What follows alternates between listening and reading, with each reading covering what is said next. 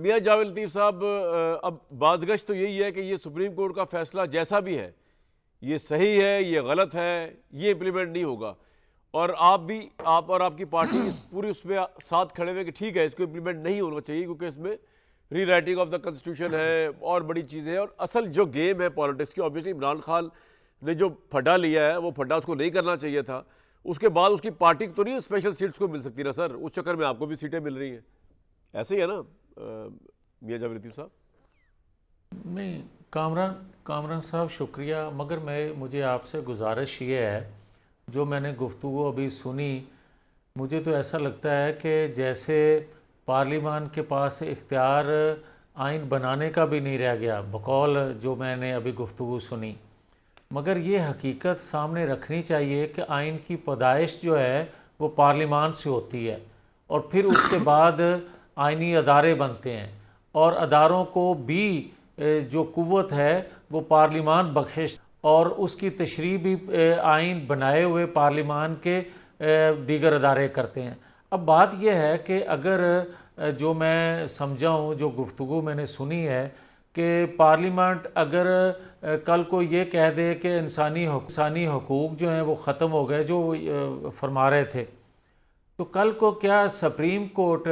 کے اندر جو فیصلے آتے ہیں، کبھی کسی کو پھانسی پہ لٹکا دینا ذوالفقار علی بھٹو کو، اور 45 سال بعد اس کی معذرت کر لینا، یا کہنا کہ سکم رہ گئے انصاف کے تقاضے پورے کرتے ہوئے، کسی کو تاحیات نااہل کر دینا بیٹے سے تنخواہ نہ لینے پہ، جس فیصلے کی وجہ سے ملک گرداب میں پھنسا ہوا ہے،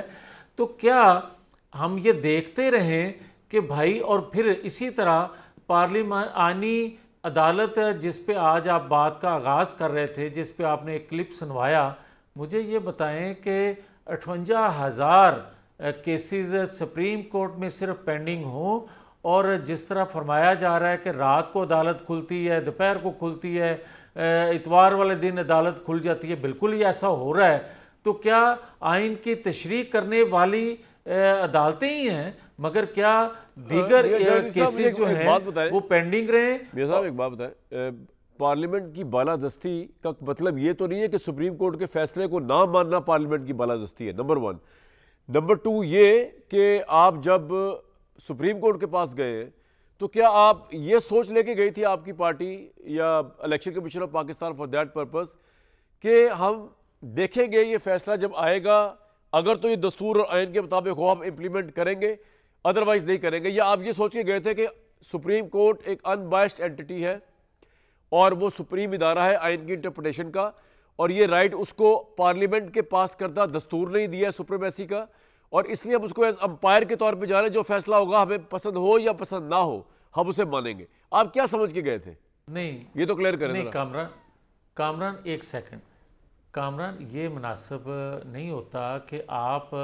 کل ہونے والے فیصلے پہ اس لیے تنقید نہیں کریں گے، وہ کل ہو گیا. آج ہونے والے فیصلے پہ ججمنٹ پہ میں بات کر رہا ہوں، اپنی رائے دے رہا ہوں، تو آپ کہہ رہے ہیں کیونکہ آپ اس کے بینیفیشری ہیں یا بینیفیشری نہیں رہے اس لیے آپ بات کر رہے ہیں. بات میرے بھائی یہ نہیں ہے، بات اصل یہ ہے کہ دو فریق ہیں، دو فریق کورٹ میں گئے ہیں، عدالت ایک کے حق میں جو بھی فیصلہ دے، عدالت دو کے حق میں دینے کے بجائے تیسرا موجود ہی نہیں ہے اس کے حق میں فیصلہ دے رہی ہے. اور پھر فیصلہ کیا جو ابھی ارشاد بھٹی صاحب بات کر رہے تھے، میری جان بات اتنی سی ہے کہ مجھے ایک آپ آئین قانون کے مطابق عمل درآمد کے لیے پارلیمان کو کہتے ہیں کہ 3 دن کے اندر آپ نے حلفیہ بیان دینا ہے، آپ نے کس جماعت کو جوائن کرنا ہے، اور آپ کو کس نے یہ اختیار دے دیا، بھلے آپ سپریم کورٹ میں ہیں، بھلے آپ پارلیمان میں ہیں، بھلے آپ الیکشن کمیشن میں ہیں، کہ آپ 6 ماہ کے بعد یہ کہہ دیں کہ پہلا جو ایفیڈیوٹ ہے وہ ختم ہو گیا، آپ کو یہ اجازت ہے آپ نئے سرے سے جس مرضی جماعت کو جوائن کر لیں. اور ایک سیکنڈ کامران ایک سیکنڈ پلیز میں یہ کہنا چاہتا ہوں کہ آپ جب یہ کہتے ہیں کہ بلے کا نشان چھین لیا گیا، تو پھر آپ کے یہ ذہن میں رہنا چاہیے کہ یہ خرابی عدلیہ سے کب شروع ہوئی، جب آپ نے 2017 میں ایک فیصلہ ایسا دیا تاحیات نہلی کا جو فرمائشی پروگرام تھا، دباؤ پروگرام تھا، عالمی قوتوں کا ایجنڈا تھا، مگر آپ کے اس فیصلے سے آج تک ہم پھنسے ہوئے ہیں۔ یوسف رضا گیلانی صاحب اس وقت کی جو حکومت تھی، اس کے پرائم منسٹر تھے آبویسلی، ان کے خلاف جو ڈسکوالیفیکیشن ہوئی تھی وہ فیصلہ ٹھیک تھا یا غلط تھا سپریم کورٹ کا؟ دیکھیں کامران، ہم نے بہت سی غلطیاں کی ہیں۔ نہیں میں آپ کو نہیں کہہ رہا ہوں، میں کہہ رہا ہوں سپریم کورٹ کا ڈیسیژن صحیح تھا یا غلط تھا، میں یہ پوچھ رہا ہوں۔ میں وہی بات میرے بھائی میں وہی بات کرنے لگا ہوں۔ بتائیں۔ میں یہ کہہ رہا ہوں کہ ہم نے بہت سی غلطیاں کی ہیں کہ ذوالفقار علی بھٹو کو غیر کہہ لیں کہ انصاف پہ مبنی فیصلہ نہیں تھا۔ میرا سوال بڑا پرٹیننٹ ہے اس کو میں یہ کہہ رہا ہوں، میں یہ نہیں کہہ رہا کہ آپ کا ریئیکشن ایک سیکنڈ یار، میں ادھر ہی آ رہا ہوں۔ کا فیصلہ ٹھیک تھا یا غلط تھا یوسف رضا گیلانی صاحب کی ڈسکوالیفیکیشن کا؟ یار میں ادھر ہی آ رہا ہوں۔ بتائیں۔ میری یار، ہم نے ذوالفقار علی بھٹو کے فیصلے پہ خاموشی اختیار کی، ہم نے فیصلہ مان لیا، غلط کیا۔ ہم نے یوسف رضا گیلانی کے وقت جو فیصلہ دیا گیا،